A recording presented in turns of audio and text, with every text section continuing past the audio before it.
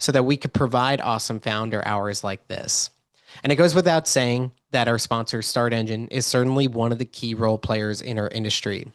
As a founder, I could definitely say that Start Engine has been a powerful engine for helping drive success for founders, including myself throughout the years.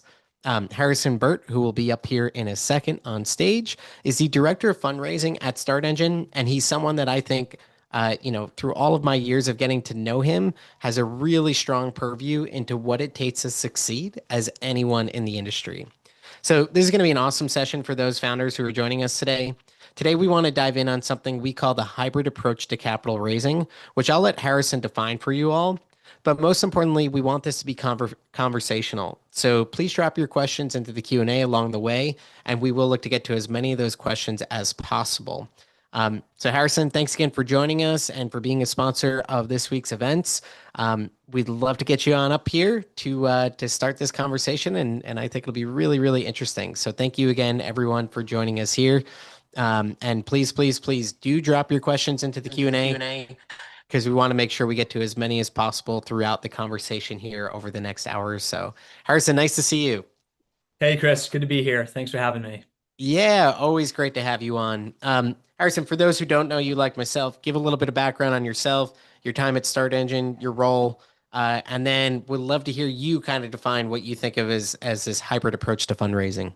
Definitely. I've been at Start Engine in the equity crowdfunding space for a little over 4.5 years now. Currently the director of fundraising, so help run, manage, diligence, sort of the discovery process, deal structuring, and then the overall fundraising life cycle for the Reg CF and Reg A Plus offerings we work with.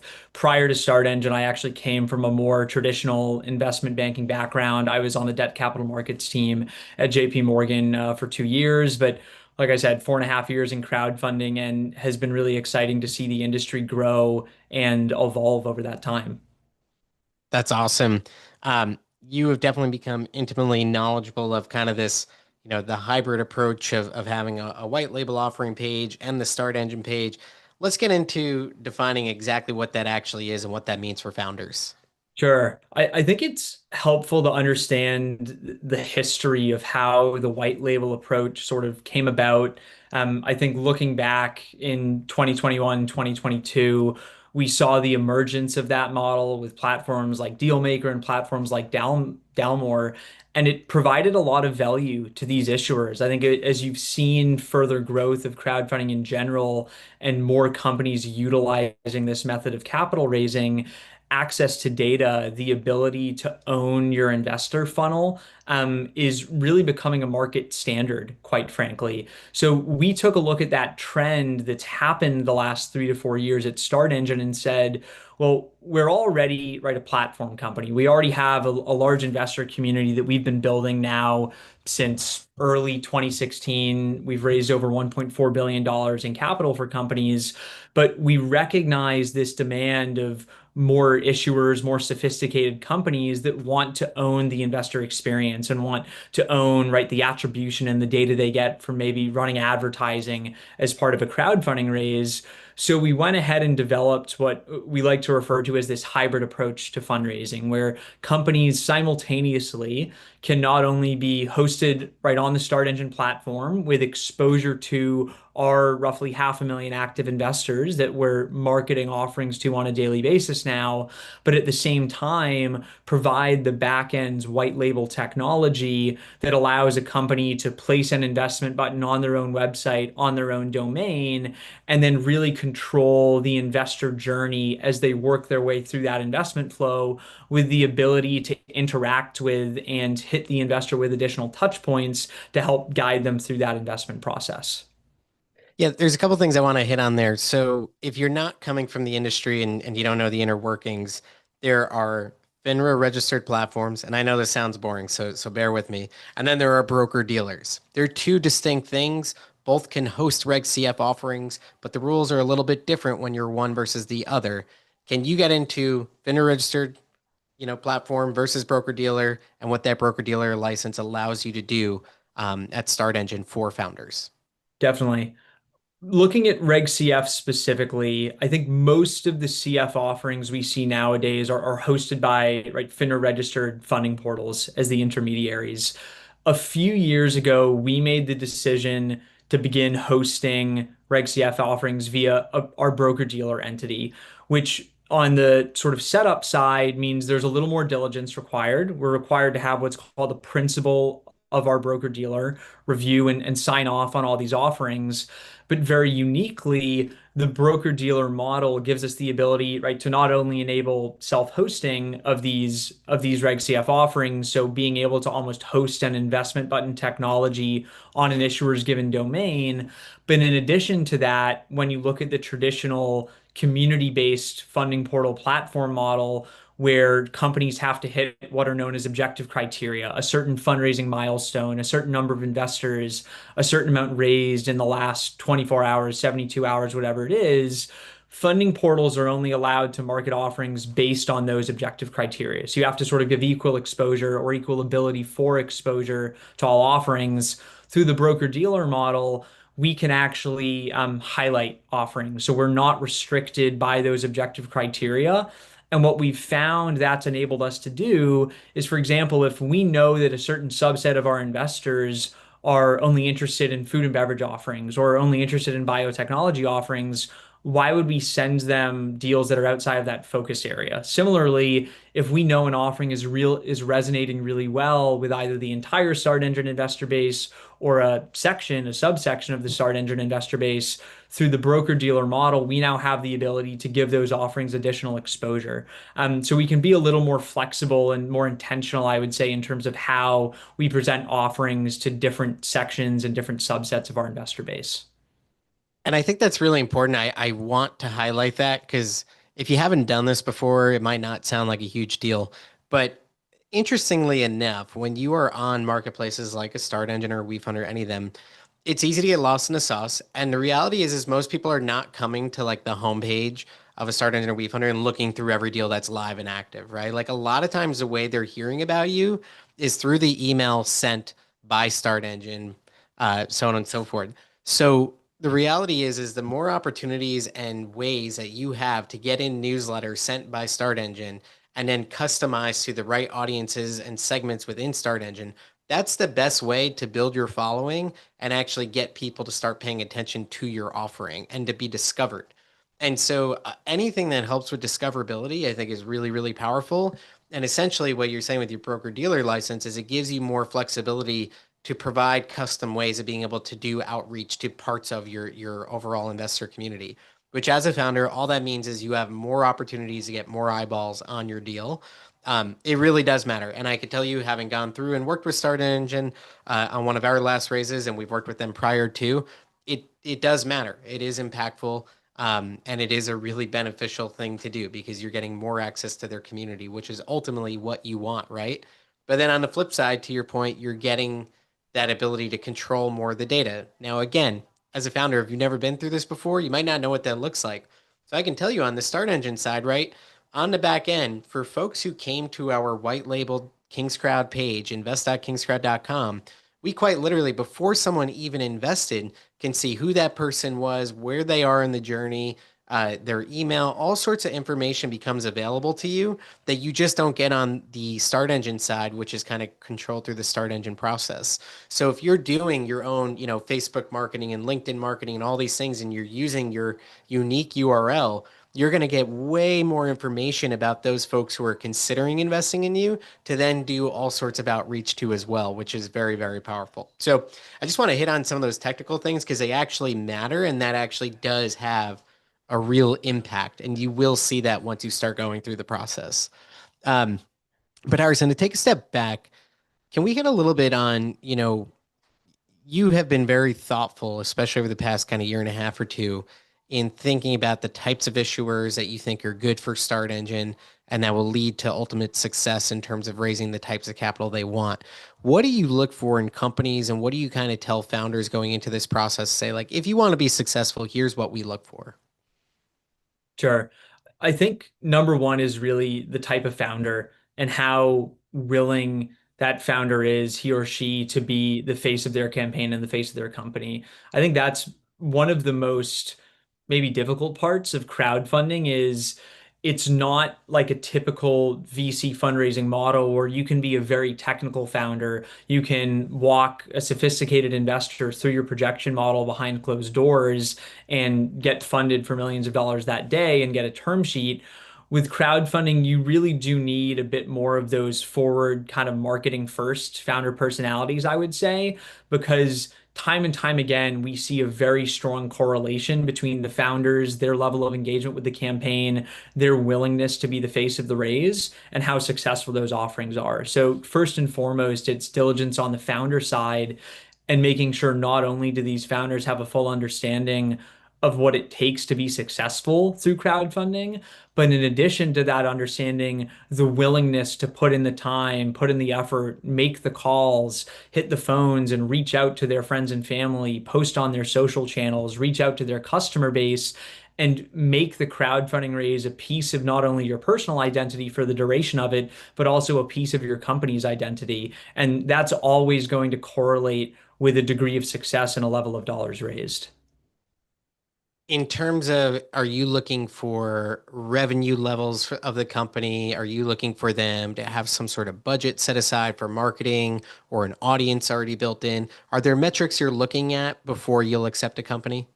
There are, from an industry perspective, when we look at right direct to consumer industries or food and beverage, right consumer facing products, platforms, services, we're generally looking for a level of revenue traction, right? A level of you're selling to consumers, you've proven product market fit, and you're looking to galvanize and capitalize on that product market fit and your awareness within the market to raise capital through crowdfunding as an avenue. When we look at more of what I'd call B2B or like technical industries, we've seen some biotech founders, right, pitch here today, clean technology, robotics, more complex, maybe B2B AI, enterprise software companies. That's where we're digging more into, okay, what kind of intellectual property protections do you have? If you're a biotech company, where are you in terms of your stage in getting FDA approval or moving through FDA clinical trials? And when you think about crowdfunding, a big piece of our diligence that we do is what's the marketability or the crowdfundability of this company? I think an incredibly important piece of marketing these offerings is can the differentiation, can what this company is actually doing and looking to accomplish be simply explained in 30 seconds or less to a retail investor, to the general public? If the answer to that question is no, you may have a really hard time getting your message out there at scale and having people understand it to a level where they're excited about investing. I think that's absolutely right. Another thing that I think we all have learned over the past, 8, 9 years of the industry is that it's not a if you build it, they will come. There's a lot that you have to invest in this. It's like you're either bringing a network of people into your deal and then leveraging the audience of a start engine marketplace, or you're marketing your deal. You're literally spending tens of thousands or hundreds of thousands of dollars on marketing on Facebook and LinkedIn and Google PPC and newsletters and so on and so forth. Or you're doing a combination of both of those and you have a great content strategy and then you're leveraging the audience that you can bring through Start Engine, so on and so forth. These offerings are complex and they require kind of a full stack sales and marketing strategy, right? I mean, that's the reality of it. Um, you guys provide a lot of tools around this. Talk to us a little bit about some of those pieces that you offer, whether, I know it's things like your newsletter partnerships, the update, portal where you create updates that get sent to followers, all those types of things. I'd love for you to just hit on some of those, and your thoughts on the need to come with some form of outside capital or ways to get it through marketing, so on and so forth. Sure.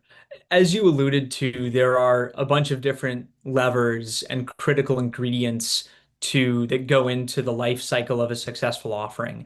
And I think it's almost a combination of all those things you mentioned. First and foremost, we want to work with companies, we look for companies that are excited about using crowdfunding for the right reasons, frankly, because they want to give their friends and family, their customers, their followers, their users, their stakeholders, whatever it is, an opportunity to invest, above and beyond those opportunity those people may have had through a traditional Reg D, 506B, or 506C offering. So I think bringing an existing community, and it doesn't have to be customers, it could be employees, friends and family. This could be for any type of company, whether it's direct to consumer or business to business. You need to have a willingness and a level of excitement about bringing your own community in on day one, day two, day three. And I think that lays the foundation for an offering where now you can begin maybe reinvesting into paid advertising. Start Engine has newsletter partnerships, as you mentioned, with companies like Robinhood for placements in their snacks newsletter and various other ones to get into different audiences and get a lot of eyes in front of your campaign. And as I look at an offering chronologically, after that first sort of 2 weeks to 1 month phase of engaging the lowest hanging fruit, your first degree connections, second degree connections, what it turns into in months two and months three is driving as much traffic as possible to your offering, driving eyes to your page. You mentioned the Start Engine update feature, where as you build all of these people at the top of your funnel, as some platforms like to call it, or followers that we call it within Start Engine, it may take 5, 6, 7, sometimes even more touch points to convert those followers, those people in your funnel into actual investors. And when you have a model where you can own the data from the traffic that you drive, right, with the technology we've built, that I give a lot of these other self-hosted platforms a ton of credit for sort of creating and pioneering in the industry.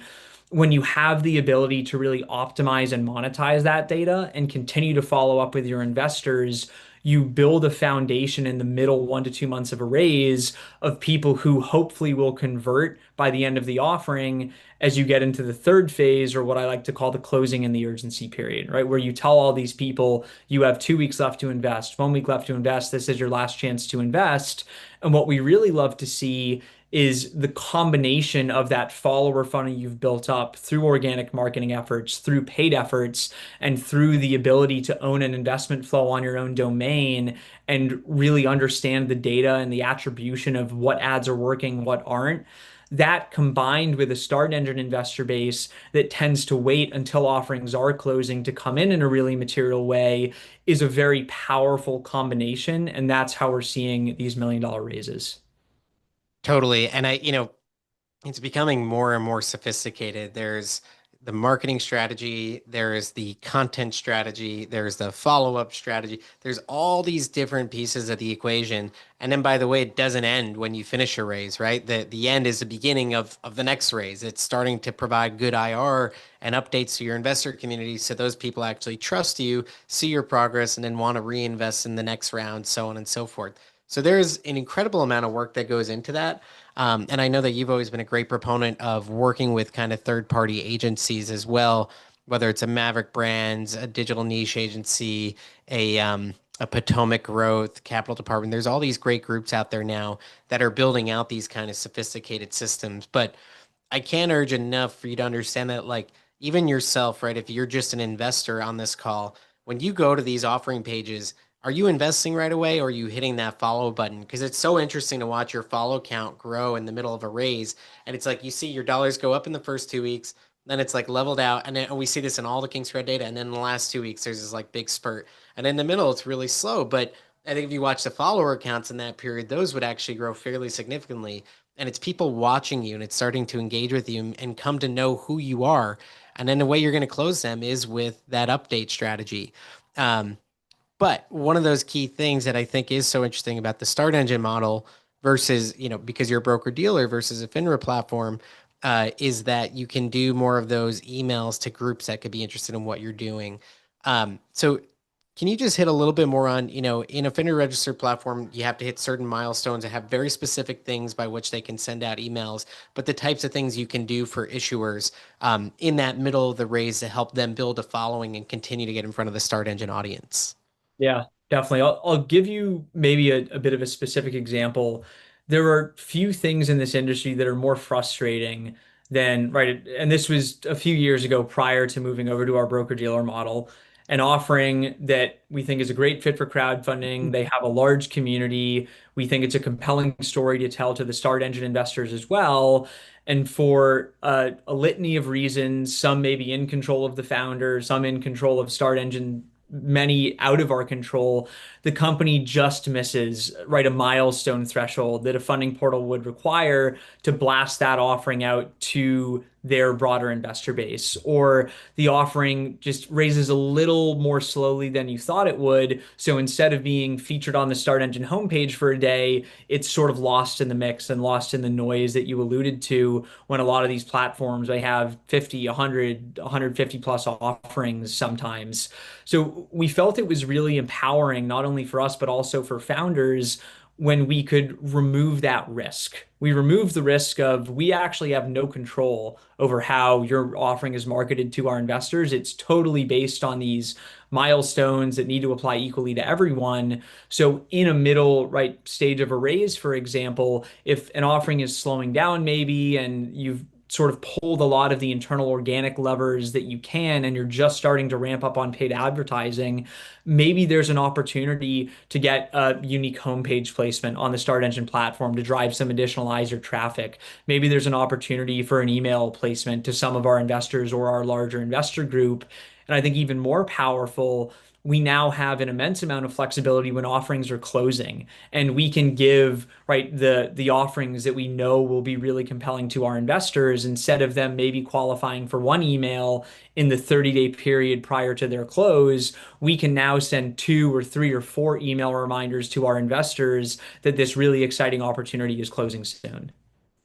I love that. On the upfront process, you guys also do something that's very unique from many of the other platforms I've worked with before.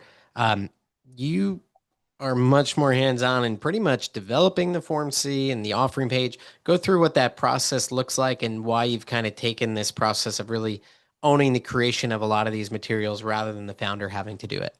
Sure. It's been a bit of an evolution for us, but I think all the changes we've made and strategy decisions we've made over the last few years are sort of coming together in terms of wanting to be a full service white glove platform where founders that are working with Start Engine, we want to make it clear it takes a lot of work. And right, as you and I have talked about today, there's an immense amount of time and effort and founder commitment that goes into making these offerings successful.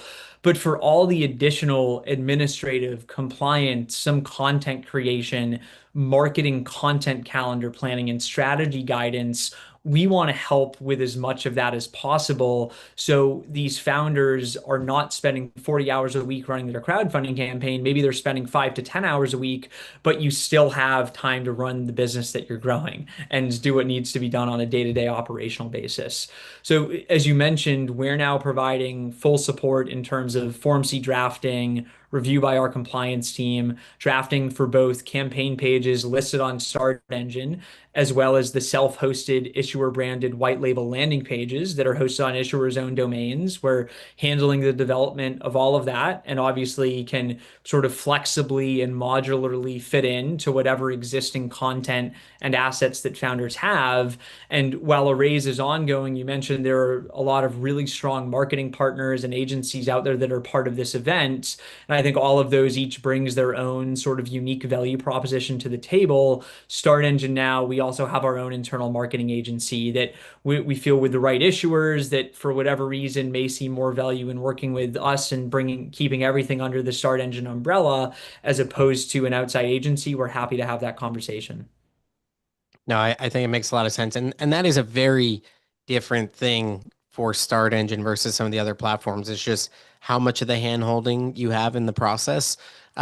There's also the element of, being a broker dealer. I would certainly say, again, just based on experience, that diligence at Start Engine could be fairly significant more just because of the rules you need to follow as a broker dealer.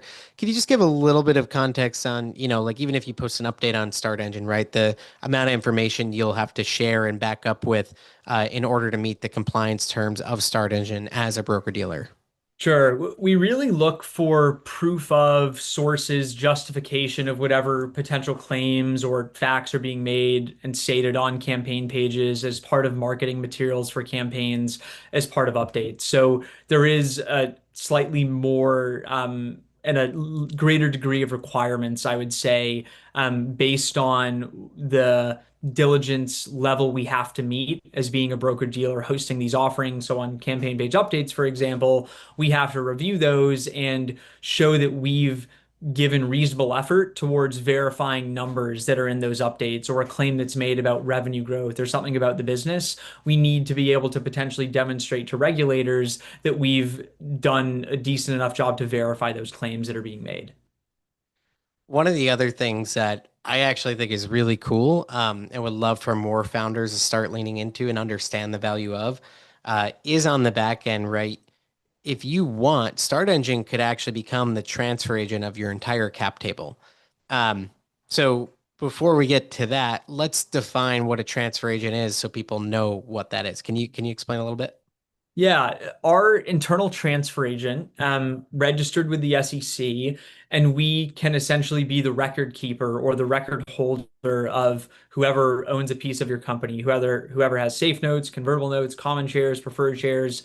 Transfer agents are regulated entities that are record keepers for companies. And we've tried to custom build our own transfer agent specific for crowdfunding companies. So you may go to a Carta and they're great for right your first pre-seed round or a private friends and family reg D that you do. Carta may not be the best fit if you have 10,000 investors on your cap table. And that's really sort of the lens that we've tried to build our transfer agent through is specifically focused on crowdfunding companies that have a lot of investors. We also have cap table consolidation capabilities, so we can put all your investors under one line item on the cap table. And for founders who would rather sort of manage all their investors and have all their transfer agent needs serviced under the same umbrella, we can also host and manage outside investors that may not have come from a crowdfunding raise, but exist within your cap structure prior to coming over to Start Engine. I will just say that their transfer agent is awesome. And we're in process of moving our entire cap table over to Start Engine. Why do I say that? The price point for crowdfunded issuers is dramatically better than that you'll find on the market. I was with another provider for many years and can tell you it's just extremely expensive. And then the second thing that's really cool about it is you're setting yourself up to provide secondary liquidity potentially. I personally think this is something that's going to become more and more relevant to investors over the next 5 years as secondary markets become more developed and people understand that there are ways to get out of some deals and there aren't ways to get out of others. And those who allow optionality to be able to get liquidity in deals will be more valuable or considered more valuable to investors, and hold a premium and attract more interest. Where you'll be able to sell your shares after you buy into them, right, at any given moment in time. Start Engine also has an ATS and the ability, for people to be able to post their shares for sale, right? They're investing in Reg CF and A offerings. Talk to us a little bit about what that looks like and when you have the transfer agent built in, how that creates a seamless process. I think you gave a really good overview. But with that secondary trading marketplace, we have the ability to list shares that were issued through Reg CF and Reg A Plus and potentially give investors liquidity for those securities. It's a bid-ask marketplace. So if there are matching bids and asks and we're able to work through sort of the additional right, legal potential hurdles, if there are maybe transfer restrictions within bylaws or articles of incorporation, we can actually execute that trade on behalf of companies. And if you're also integrated with Start Engine's transfer agent, as that trade is executed, we would automatically update your cap table with that new holder on the back end. That's really powerful. And I think that removes all of the worry about all of the complexities of having secondaries and not knowing who's joining the cap table, all these things. I just think, again, as a founder thinking long term, having secondary liquidity is going to become a more pivotal, important thing to investors as they realize it's real. I personally want to be a proponent of it. I can't guarantee anything, but I want to be a proponent of it and make that as seamless a process for investors as possible who are looking for that potential liquidity. Now, if you have investors on WeFunder and Republic and Dalmore Group and Dealmaker, you've worked with other groups in the past, can you also move those investors over as well? We can. Yeah. Any outside investors that either came from another crowdfunding platform or even a Reg D raise, we're able to host those and manage those investors under our transfer agent. And it's also great, again, having been through all of this is why I'm hitting on it because I know all the pains of going through all of this. Once you go through the Reg A process, if you hit a certain number of investors, you are required to have a transfer agent on hand. So at some point, if you kind of buy into this market as a way to raise capital, you're going to need a transfer agent, whether you want one or not. And just knowing that Start Engine is there and is an option, I think is really great. And obviously, it's seamlessly built into when you do a Start Engine raise, where you don't even need to move anything over. But just looking at all the differentiators of Start Engine, I don't know if I know of any others with a transfer agent built in, the ATS built in. There's a lot of really unique things that you guys have built, kind of that full stack of capital raise management, which I think is really, really interesting. And frankly, to your point, can also be used as that cap table solution rather than going spending thousands and thousands of dollars a year on Carta. Um, when you think about, and I know I'm kind of highlighting it all, just going through all of this, but when you think about, you have an issuer at the table. I know you guys compete for issuers all the time. Um, Start Engine versus name your platform. What do you say is kind of your unique differentiator thing that makes you stand out? Why founders come to you guys over others at times? The hybrid fundraising approach that we've been discussing is a big one. There's not a single other crowdfunding platform out there, to my knowledge, that gives you access to both an existing baked in active investor community as well as the ability to host an offering on your own domain and own the investor data, right, that comes from that self-hosted landing page. So I think that's a massive differentiator for us, especially with companies who maybe have crowdfunding experience or are quite sophisticated in the research they've done and their understanding of crowdfunding and knowing what level of both organic and paid marketing might be needed to raise $5 million under Reg CF or raise 30 million plus under Reg A.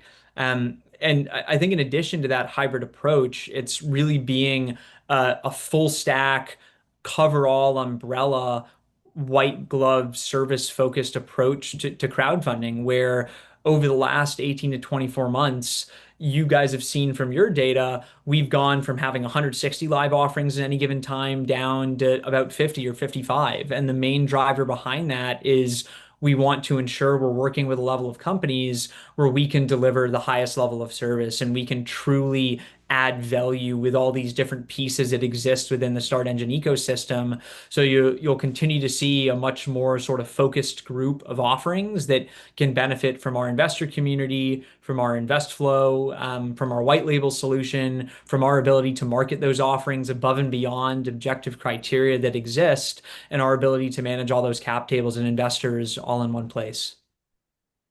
You've seen enough deals at this point to probably have a good sense of this. And I know this is something I'm asked by founders all the time. In terms of cost to capital, when you think of kind of like a fully baked percentage range, I don't know if you have one that you can share, but it'd be helpful because so many founders ask, like, what is this really going to cost me if I want it to be successful and I need to invest in it? What does that mean? Can you give us any sense of what that looks like? Yeah, I think bookends, if you're running a really lean campaign, from an overall upfront cost perspective, potential legal costs, and in terms of marketing, you're largely relying on your own existing community and doing very little, if any, on the paid side. You could be looking at a 10, 12, 15% cost of capital. I think more typically, as you scale up to larger raises, you're going to be more in the 18 to 25 or 30% range from a cost of capital perspective. So I think it's really important for founders to understand what they're getting themselves into from a cost of capital perspective, and what it takes to be successful. It's a timely question because really recently I came across a way of looking at the cost of capital that I thought was really interesting. And it's called almost the efficiency metric, where not ignoring D2C companies for a second, where there's a lot of ancillary, difficult to quantify value of maybe spending 20% of your raise on advertising, but those dollars spent not only bring in investors, but they also bring in right new customers and potentially grow brand awareness and drive revenue. But even looking at right B2B companies, biotech or medical devices or health tech, when you think about generally being able to get a slightly friendlier valuation, or a slightly friendlier valuation cap, stay in control, maybe not give away preferred shares with a 3x liquidation preference, friendlier terms that you're able to get through crowdfunding versus with a lot of VCs nowadays, they're going to keep driving you down on valuation and asking for another inch and asking for more at the negotiation table. When you think about the efficiency of the dollars you raise per percentage point of dilution, crowdfunding is actually quite efficient when you look at it in that sense and compared to, well, maybe I could go raise $1 million from a VC, but I'm giving up an additional 10% of my company. So I also like thinking about it in terms of efficiency and how the equity you're giving away is translating into real capital raise that needs to be reinvested into your business. Yeah, I can't stress that enough. And you said two things, but it's like I don't think founders value it nearly enough. Control of your business. When you give up a board seat, that is someone who now has a controlling interest in your business and wants to see things done for their benefit, right? At the end of the day, a fund wants to make sure there's an outcome for their fund. And so it becomes about their needs and desires versus your needs and desires. And I always say we're on the same page. They're on the same page, they wouldn't need the control. They would just say, "You vote for me. I don't need a vote." There's a reason they need a vote. It's because they want to be in control. That matters a lot. Do you want to control your business or do you want someone else telling you how things are going to go? I think that counts for so much more than any founder is willing to realize, especially the first time around. I think we see more second, third, and fourth time founders raising an equity crowdfunding than in the venture space because they realize that taking those big flashy names sometimes is the absolute worst thing you can do for your business and especially your own return. And the second thing you mentioned was a liquidity preference. And again, I don't think people realize just how detrimental this can be to your business. Liquidity preference, again, for any founders around this call who don't understand what that is, it is quite literally saying, say you raise $5 million today from a venture capitalist at a $25 million valuation, right? So they own whatever percent of your business, around 15, 20%. And then what they'll say on a one times liquidity preference is if things don't go super well and we end up selling this business off for $5 million, we get the first 5 million. So you'll see nothing. If you get 10, we still take the first five, and then whatever's left over can go to everyone else. If there's a two or three times liquidity preference, it can mean if we put in five, we have to get 15 before you see a dime. So you could end up having this like great exit on pay. Oh, we sold for $15 million in cash, and none of us got a dime because it all went to the venture capitalists who only put up other people's money when you put in all your blood, sweat, and tears and your own money into a business. That is outrageously expensive capital. And I am a founder who is committed to using crowdfunding as a main mechanism by which we've grown our business. And I'm telling you, that is something that is always in the back of my mind. I'm actually happy to give a better valuation than a venture capitalist would offer. I just want no liquidity preferences and no, board seats where you're going to control the outcome when we see an outcome for the long term. So just I can't stress that enough as a founder how valuable that is. And a cost of capital of 15 or 20% really is not the worst thing in the long term if you can keep the control and fate of your business in your own hands and prevent all of those liquidity preferences that can destroy your return long term. Um, and then to your point, Harrison, all the ancillary benefits and things that go beyond that, right? Like one, there's your cost of capital, but then they become a customer and you got all that marketing and branding. I mean, there's so many things on top of it that I don't think people realize. It's a very powerful marketing campaign as well. And then there's the IR part of it, which is if you continue to nurture these investors long term, you could benefit dramatically. So I've acquired investors maybe for 15 or 20% cost of capital who, invested 1,000 or 5,000 or $10,000. Some of these folks have gone on to invest hundreds of thousands of dollars in King's Crowd, likely bringing down my, cost of acquisition dramatically in terms of acquiring those investors. So anyway, that's a long diatribe about the value of recognizing, a dollar amount cost of capital versus what you're giving up when you're giving up board seats and preferences in terms of liquidity. So I think that really matters, and hopefully you really heard that. Um, Harrison, in terms of, so thank you for kind of explaining what all that looks like. Let's talk timelines a little bit because that's the other big question I get asked. Folks go, okay, like we need capital yesterday. Well, probably not a great fit for you. Talk about kind of timelines to get up and running with the campaign and then actually run the campaign. What are you seeing, is optimal for success? General setup timeline on average is about 2 months. If you're really prioritizing this focused and are pretty clean from a legal doc and financial reporting perspective, you could launch a crowdfunding raise in maybe 5 or 6 weeks if you work really quickly. We generally see raises are running for an average CF raise, I would say, is running for anywhere from 3 to 5 or 3 to 6 months.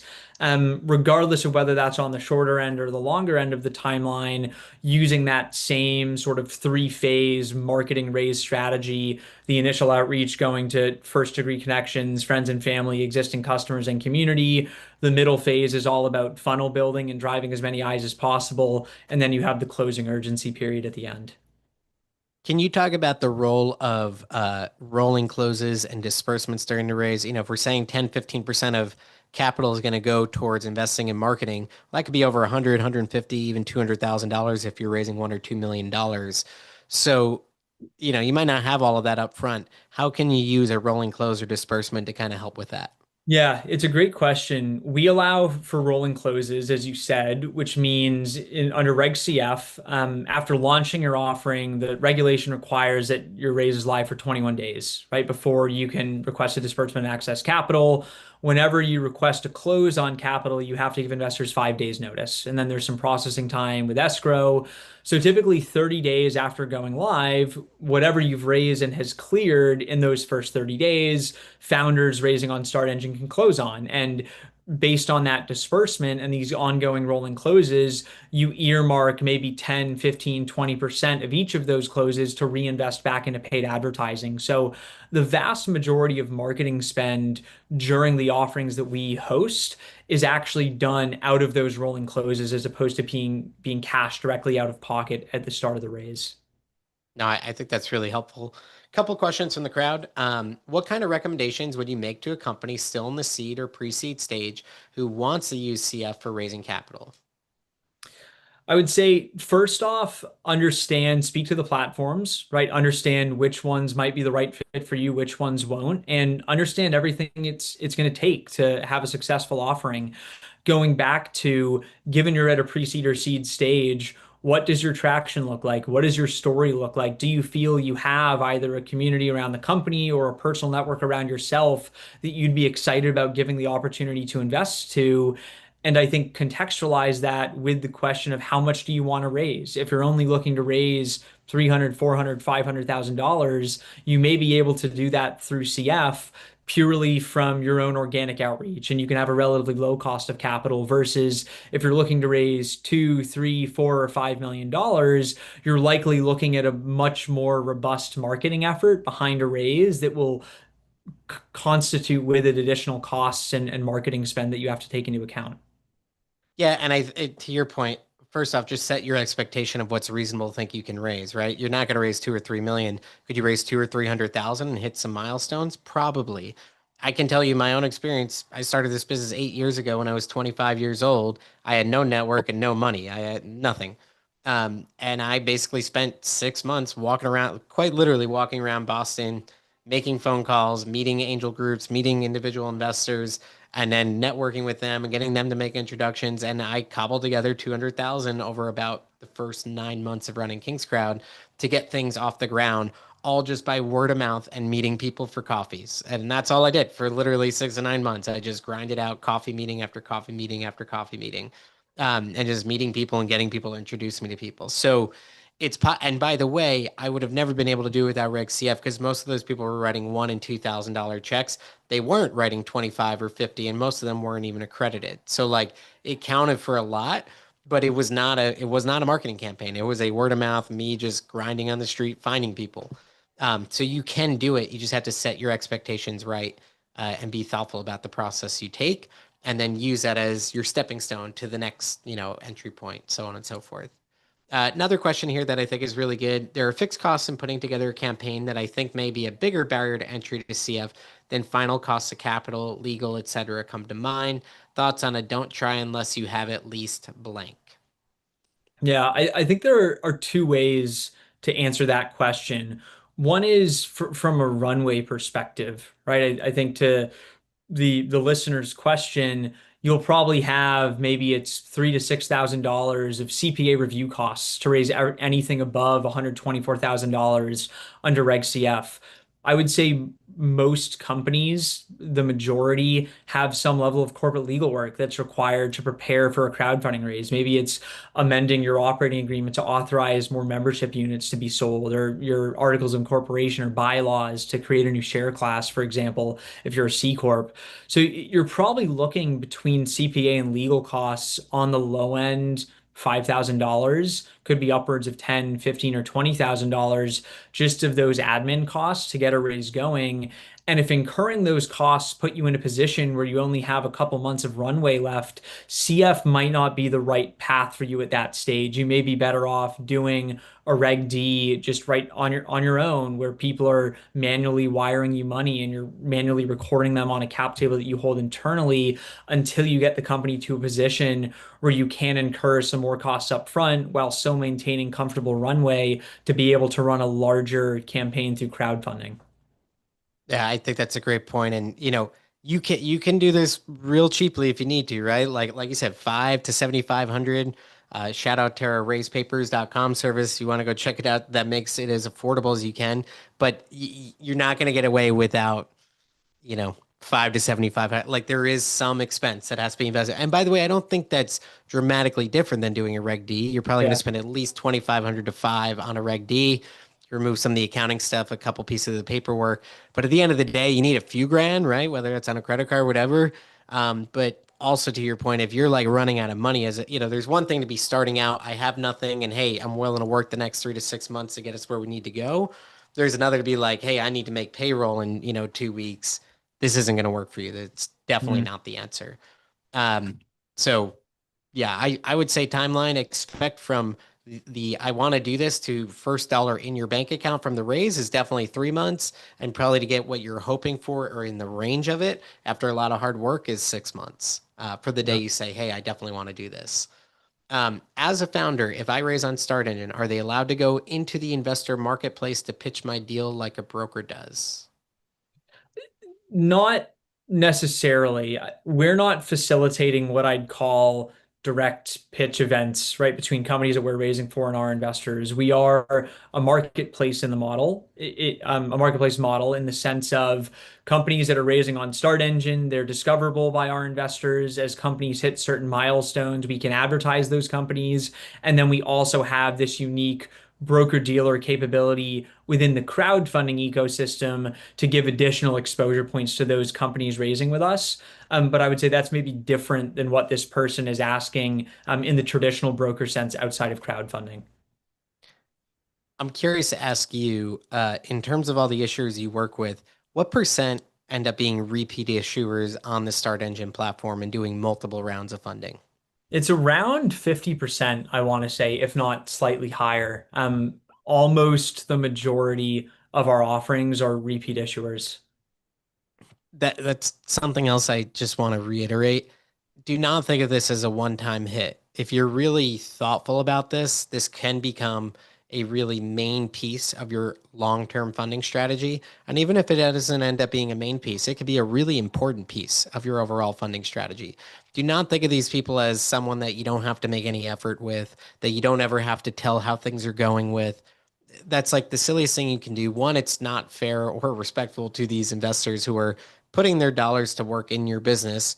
And by the way, aren't asking for control or preferences, right? So give them the updates. And two, there's so much more value behind the dollars of these people, what they're writing for you on that first go round than they potentially have. You never know who is in that Start Engine system. I've had people, man, that have gone from few $100 and then long term have ended up building a relationship with who have deployed hundreds and hundreds of thousands of dollars in King's Crowd. So do not be fooled that they're amazing investors in the crowdfunding community, that if you invest in them in the right way, they'll continue to invest in you. So don't lose sight of that, and definitely take a long-term strategy and approach to the space and how you raise money in the space. Hmm.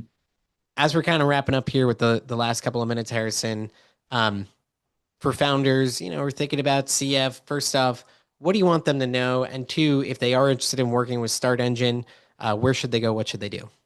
Sure. If you're interested in CF, do your research. Speak to the platform, speak to Start Engine, speak to the other ones out there, and figure out which one is the best for you. I think there's no platform that is the best solution for every company out there. Frankly, there are probably the right fits for some companies and other platforms that aren't the right fit for certain companies. Have those conversations, do your diligence. Don't make a decision until you've really spoken with someone that represents different players within the industry so you can fully understand the value that each of those platforms provides. And I think once you sort of gain that knowledge, look internally and ask yourself, is crowdfunding the right path for me to go down? And am I willing to put in this effort? Is this worth my time for the capital I'm going to raise? I think a lot of times the answer is yes, where in the venture environment we've seen the last 4 to 5 years, it's increasingly binary. It's increasingly difficult to raise capital unless you have AI and you're building a foundational large language model.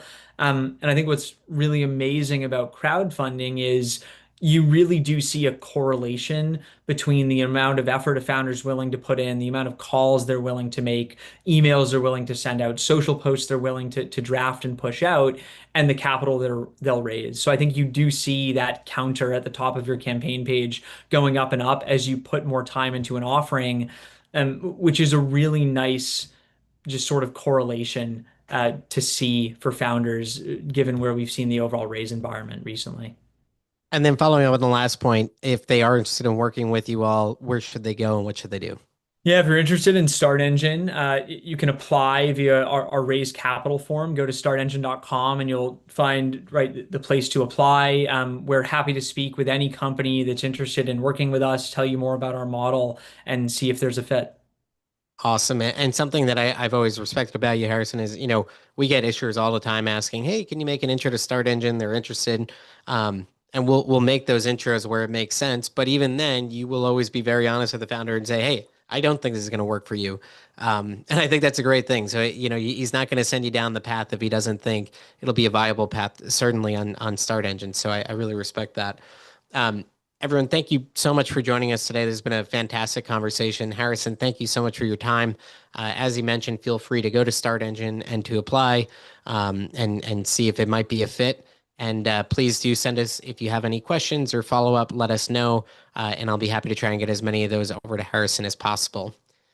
Thank you, everyone, again for attending and for the wonderful and thoughtful questions. And we hope you all have a wonderful day and look forward to seeing you on future sessions at Investment Crowdfunding Week. Have a wonderful day. Take care now.